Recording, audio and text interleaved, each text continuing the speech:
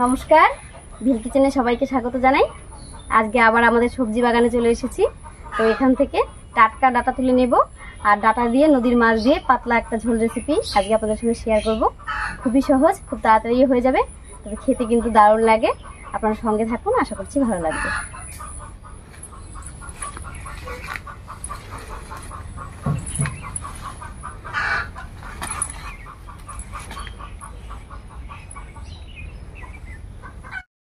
এই দেখুন আমাদের ডাটা ক্ষেত, কত সারা ক্ষেত ভর্তি একদম ডাটা হয়েছে। তো এখান থেকে কয়েকটা তুলে নিচ্ছি।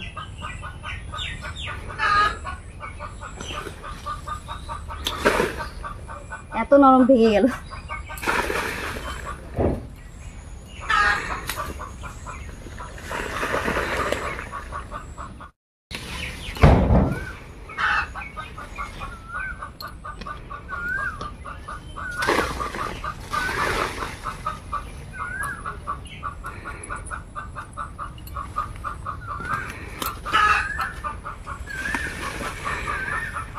বেশ কয়েকটা তুলে নিয়েছি আর এই কটা দিয়েই হয়ে যাবে।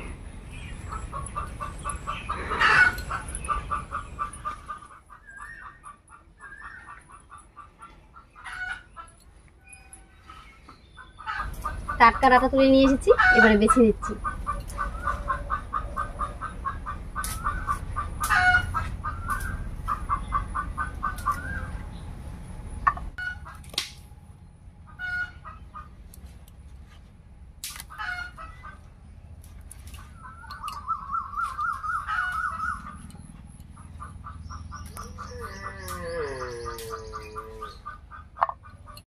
এই শাকটাও খুব নরম, এটা রেখে দেবো, ঘরে কিছু রান্না করে খেয়ে নেবো।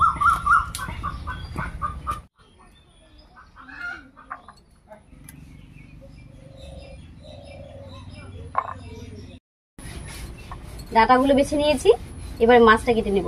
আর আজকের রান্নাটা কিন্তু পেঁয়াজ রসুন ছাড়াই করব। এখানে কয়েকটা নদীর মাছ নিয়েছি, এগুলোকে ড্যাকড়া মাছ বলে, দেখতে অনেকটা বাটা মাছের মতোই, তবে এগুলো কিন্তু নদীর মাছ আর খেতে অনেক ভালো লাগে। এবার মাছগুলো কেটে নিচ্ছি।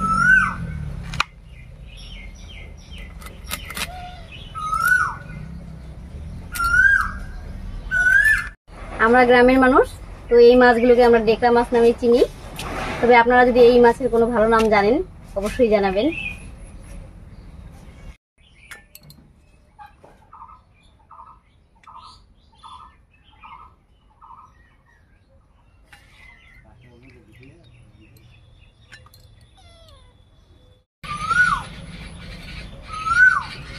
মাছগুলো সব কেটে নিয়েছি, এবারে পরিষ্কার করে ধুয়ে নিয়ে আসি।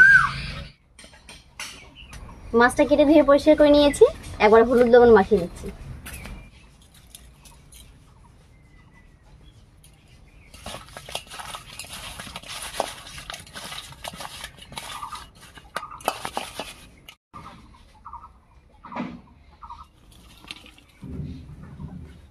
উনুন জ্বালিয়ে কড়াই বসিয়ে দিয়েছি, এবার শুকনো খোলায় একটু মশলা ভেজে নেব।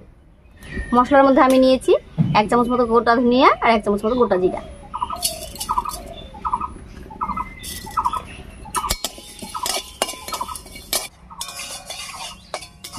মশলাটা ভাজা হয়ে গেছে, একবারে নামিয়ে নিচ্ছি।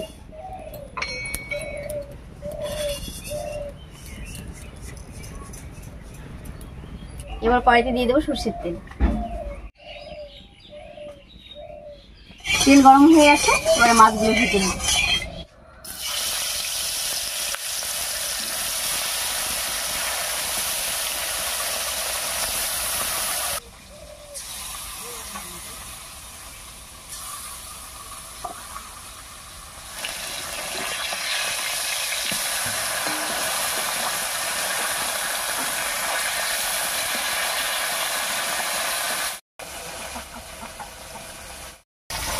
মাছগুলো উল্টে পাল্টে বেশ লাল লাল করে ভেজে নিয়েছি, এবারে নামিয়ে নিচ্ছি।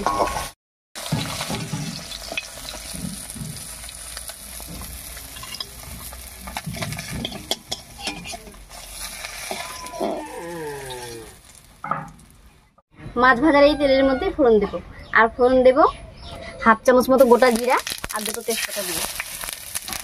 আর এর উপরে দেবো কেটে রাখা আলু।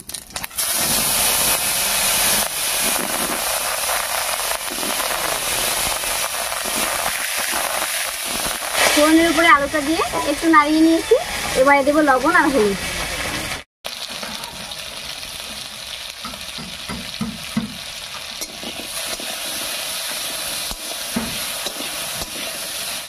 এবারে ঢাকা দিয়ে আলুটাকে একটু ভাজা ভাজা মতো করে নিচ্ছি।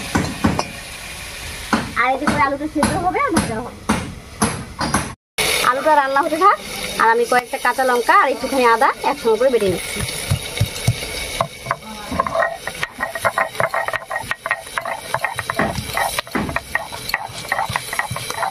আমাদের গরু রাখার ঘরটা একটু খারাপ হয়ে আছে, আর সামনে যে বর্ষা, তো তার জন্য ঠিক করবে বলে আজকে সব মিস্ত্রি এসেছে, তার জন্য এত শব্দ হচ্ছে।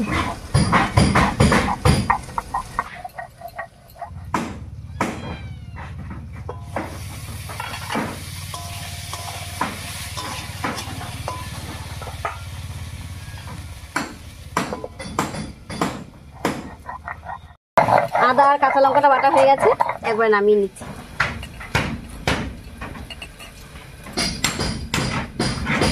আর এদিকে আলুটাও বেশ কিছুক্ষণ রান্না হয়ে গেছে। এবার ঢাকা খুলে মশলাটা আলুর মধ্যে দেবো।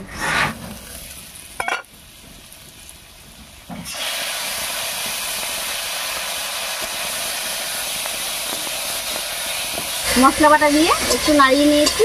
এবারে মশলা বাটা জল দিয়ে ভালো করে কষিয়ে নেব।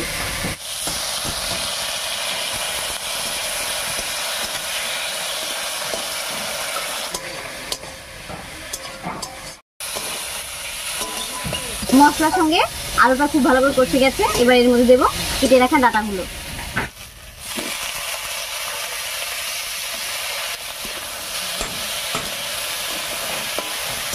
এবারে ডাঁটার উপরেও একটু লবণ আর একটু হলুদ দেবো।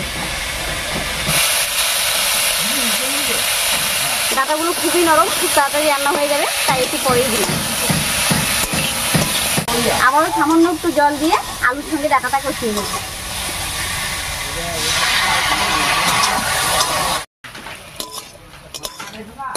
ডাঁটা আলু মশলার সঙ্গে খুব ভালো করে কষে গেছে। এবারে জল দেব।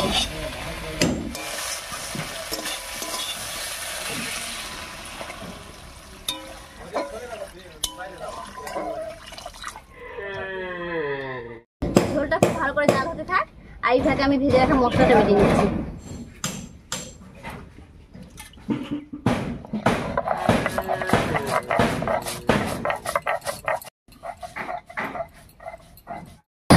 এইভাবে রান্নাটা করলে রান্নাটা খেতেও অনেক ভালো হয়, আর ফাঁকে ফাঁকে মশলাগুলো করতে অনেকটা সুবিধা হয়।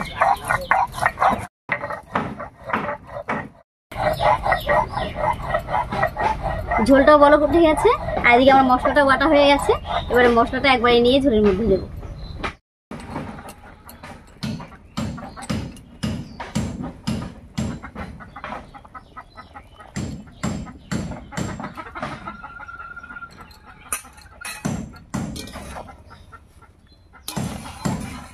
এবারে দেবো ভেজে রাখা মাছগুলো।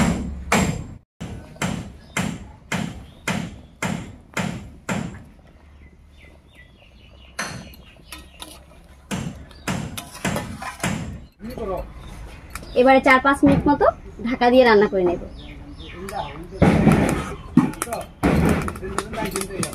ঢাকা দিয়ে বেশ কিছুক্ষণ রান্না করে নিয়েছি। এবারে ঢাকা খুলে নামিয়ে নিচ্ছি।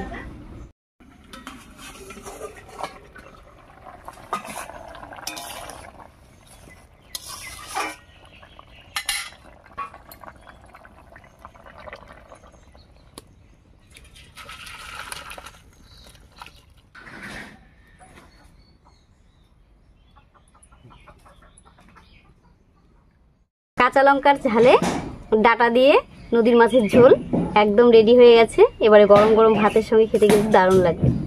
এই সহজ মাছের ঝোলের রেসিপির ভিডিওটা আপনাদের কেমন লাগলো অবশ্যই কমেন্টে জানাবেন। আর যদি ভালো লাগে একটা লাইক করে দেবেন এবং চ্যানেলটিকে সাবস্ক্রাইব করে এভাবেই আমাদের পাশে থাকবেন।